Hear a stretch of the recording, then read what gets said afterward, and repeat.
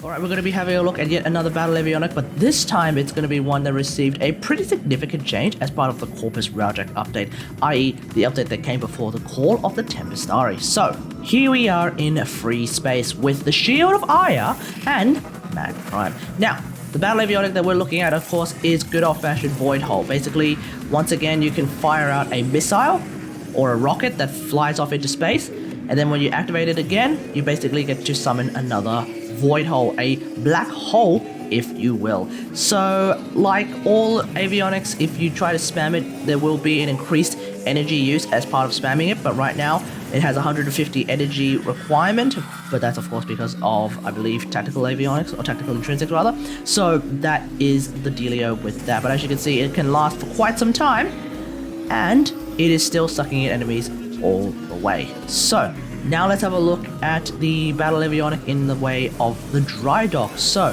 here we are in the dry dock once again. So, if we have a look at the actual battle avionic itself, by going to our Railjack upgrades and then going to the battle tab here, you can see that the Void Hole is a black hole that draws in enemies and sucks them in, and then it also does some extra damage as well.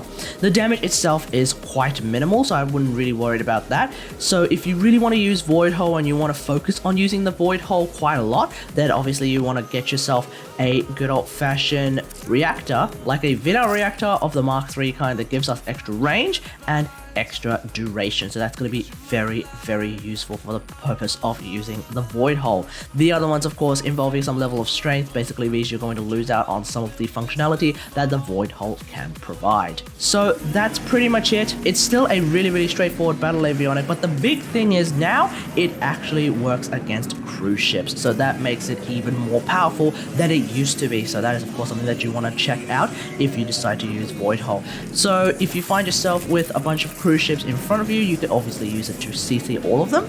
So it seems like a lot of crowd control capabilities are now functional against cruise ships, which I guess makes things a little bit easier. So, you know, it's a bit more accessible for people who are struggling against cruise ships, I suppose. The big thing, of course, is that if you pair this with something like Shadowburst, you can then not only crowd control cruise ships, you can also take out cruise ship shield generators using something like Shadowburst, because Shadowburst is that powerful, as well as the fact that Shadowburst and Void Hull are pretty much made for each other. So at that point, I would definitely recommend that kind of a combo if you so desire. But outside of that, the big question, I guess, is whether or not you would use Void Hull or Seeker Volley.